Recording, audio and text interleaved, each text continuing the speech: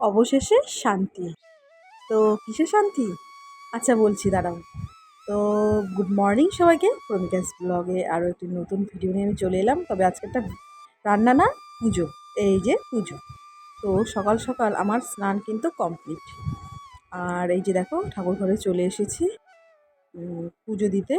আর শান্তির কথা যে বললাম কিসের জন্য? বৃষ্টির জন্য, অবশ্যই বৃষ্টির জন্য। এই কদিন এত গরম দিচ্ছিল, গরমে অবস্থা একেবারে যাকে বলে টাইট। তো বৃষ্টি হয়ে যে কী শান্তি লাগলো বলার বাইরে। তো আজ শনিবার, আজ আমাদের পাড়াতে মানে পাড়ার মোড়ের মধ্যে বাড়ির পুজো হবে, মানে শনি পুজো হবে। তো সেখানেই পুজোটা হবে। তাই আমি সকাল সকাল স্নান করে এই যে দেখো ঠাকুর করে চলে এসেছি। আর এই যে পুজো দিচ্ছি। তো চন্দন ঘষে নিজে একটু টিপটা পরে নিই। এই যে টিপটা আমি একটু পরে নিই। তো আমি ঠাকুর ঘরে পুজো দিতে এলে অবশ্যই নিজেও একটা টিপ পরি, আর ঠাকুরদের তো পড়াই অবশ্যই। তো দেখো এই যে সমস্ত ঠাকুরকে কিন্তু আমি টিপ পরিয়ে দিয়েছি। আর এই যে নিবেদনের জলটা রেডি করছি। যেহেতু আজকে সকালে আমার রান্নার কোনো চাপ নেই, তাই ভাবলাম আর শনিবারে আমি পুজো দিই, তো ভাবলাম সকাল সকাল পুজোটা সেরেই ফেলি। আর যেহেতু মোড়ের মাথায় পুজো হবে, সেখানেও গিয়ে একটু হাতে হাতে করতে হবে। যেহেতু সবার মিলেই পুজোটা হচ্ছে, তো সবাইকে মিলেই করতে হবে। তার জন্য ভাবলাম আজকে সকাল সকাল এদিকটা সেরে নিই।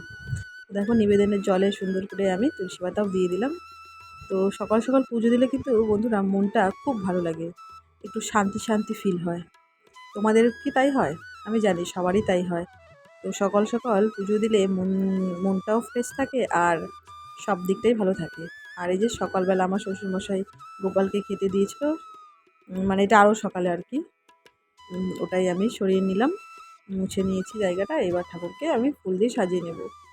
তো ফুল তো অনেক ফুটেছে, তাই ভাবছি যে একটা ওই মন্দিরে, মানে বাইরের যে মন্দিরে পুজো হবে সেখানে একটা মালা বানিয়ে দিই। তাই এখানে ফুল ঠাকুরকে সবাইকে একটু একটু করে দিয়ে দিয়েছি। এই যে দেখো খুব সুন্দর করে সাজিয়ে দিয়েছি। আর এই যে এই ফুলগুলো দিয়েই কিন্তু মালা বানাবো। হয়েই যাবে, এখানে অনেকগুলি ফুল আছে। ব্যাস আমার পুজো মোটামুটি একদম রেডি। আর এই যে দেখো সুন্দর করে সাজিয়ে দিয়েছি। ফুল দিয়ে সাজালে কিন্তু সত্যি ঠাকুরগুলোর মুখগুলো এত উজ্জ্বল লাগে, মনে হয় সত্যিই তারা এখানে বসে আছে, আমার পাশে আছে। তো যাকগে, তো আমার মালাটাও আমি এদিকে বানিয়ে ফেলেছি। আর এই যে দেখো মালাটাও কিন্তু বানিয়ে ফেলেছি। এই যে কীরকম হয়েছে বলো? তো মালা একটু মানে মিলিয়ে মিলিয়ে ছিল না, জন্য একটু আগে পিছে হয়েছে। তো ব্যাস হয়ে গেল এটা মালাটা। চলো এদিকে এই যে দেখো খুব সুন্দর করে আয়োজন করছি আমরা সকলে মিলে। এই যে সবাই এখানে ফল টল বানিয়ে দিচ্ছে, আর এদিকে ওই যে রান্না হচ্ছে খিচুড়ি। তো ভেবো না যে আমি করিনি, আমিও করেছি। আমি সবজি বানিয়ে দিয়েছিলাম, আর ঠাকুরের ওখানেও গুছিয়ে দিয়েছি। আর এই যে দেখো কি সুন্দর লাগছে না গোলাপটা, বেশ বড় কিন্তু। আর এই যে দেখো মন্দিরটা কি সুন্দর লাগছে, তাই না? একেবারে ঝকঝক করছে, যেহেতু রং ঠং করা হয়েছে। আর ঠাকুরের মুখটা এখনও যদিও খোলা হয়নি, কিন্তু খুব সুন্দর লাগছে দেখতে। আর গোছানোর পর তো আরও সুন্দর। আর এই যে দেখো আসল প্রসাদ, মানে বুঝতে পারলে এটা কি? অবশ্যই সিন্নি। হ্যাঁ সিন্নি। এই সিন্নি খেতেই কিন্তু সবাই আমরা পাগল। আমি জানি না কে কে সিন্নি পছন্দ করে, তবে আমি কিন্তু খুব পছন্দ করি সিন্নি। আমার খুব প্রিয় একটি প্রসাদ সিন্নি প্রসাদ। আর এই যে দেখো সবাই মিলে আমরা বসে আছি, পাড়ার সকলে মিলেই আমরা পুজো দিচ্ছি, যাতে পাড়াটা শান্তি থাকে, শান্তি বজায় থাকে। তো দেখো সুন্দর করে এই ব্রাহ্মণ মশাই পুজো করছিল। আর ব্রাহ্মণটা সত্যি কথা বলতে গেলে সত্যিই খুব সুন্দর করে পুজো দিয়েছে। তার প্রত্যেকটা কথা কিন্তু একদম স্পষ্ট, মানে মন্ত্রগুলো এত সুন্দর স্পষ্ট বলছিল, বলার বাইরে। খুব ভালো লাগছিল। এই যে ছেলেকে কোলে নিয়ে বসেছিলাম কিছুক্ষণ, ও ছিল না সামনে, ও ঘুম থেকে উঠে আসলো। এই যে দেখো পাঁচালি করছে, খুব সুন্দর করে ব্রাহ্মণটা পুজো দিয়েছে। তো তো এটাই বলছিলাম যে সব ব্রাহ্মণ কিন্তু স্পষ্ট মন্ত্র বলে না, বোঝা যায় না। সত্যি কথা বলতে আমি অনেক ব্রাহ্মণকেই দেখেছি, যদিও বলতে হয় না, মানে মন্ত্র বোঝা যায় না স্পষ্ট, কিন্তু ইনি কিন্তু এত সুন্দর স্পষ্ট করে মন্ত্রগুলো বললো, সত্যি বন্ধুরা শুনে একবারে মুগ্ধ হয়ে গেলাম। তো খুব সুন্দর করে পুজোটা গুছিয়েছিলাম আমরা, আর উনিও কিন্তু খুব সুন্দর করেই পুজোটা দিয়েছে। সত্যি খুব ভালো হয়েছিল। তো ব্যাস এই যে এখন যজ্ঞর জন্য সব রেডি হচ্ছে, যজ্ঞ হবে। এই যে দেখো যজ্ঞ হচ্ছে, আমরা সকলেই ছিলাম সাথে, পাড়ার প্রত্যেকেই ছিলাম। আর সবশেষে খিচুড়ি টিচুড়ি খাওয়া দাওয়া হয়েছিল, তো সেগুলো আমি কিন্তু শ্যুট করতে পারিনি, যেহেতু খিচুড়ি দেওয়া হচ্ছিলো এখানে। প্রচণ্ড ভিড় ছিল জন্য আর করিনি।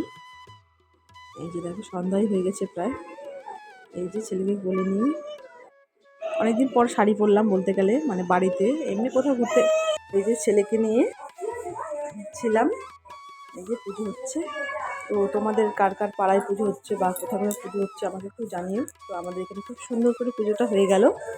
দেখো প্রসাদ প্রসাদ খেয়ে নিয়েছি। তো আজকে যেহেতু আর রান্নার ভিডিও হলো না, তাই ভাবলাম তোমাদের সাথে পুজোটাই শেয়ার করি। তো দেখো পুজোটা কিন্তু খুব সুন্দর করে হয়ে গেছে। আর সিন্নি প্রসাদটাও কিন্তু খুব টেস্ট হয়েছিল খেতে। ওই যে দেখো আমার বাড়ির সামনে থেকে এই যে পুজোটা এখান থেকে দেখা যাচ্ছে। আর এই যে দেখো চারটা, আজকে চারটা এত সুন্দর লাগছে দেখতে, কি বলবো, ভাবলাম তোমাদেরকে তাই দেখাই। খুব ভালো লাগছিল দেখতে।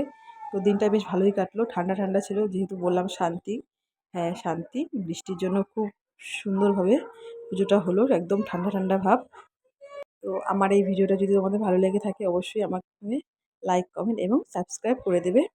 আর যেহেতু আজকেটা রান্নার না যদিও, তাই এইটাই দেখাচ্ছি, যেহেতু আমি রান্নার ভিডিওটাই বেশি করি।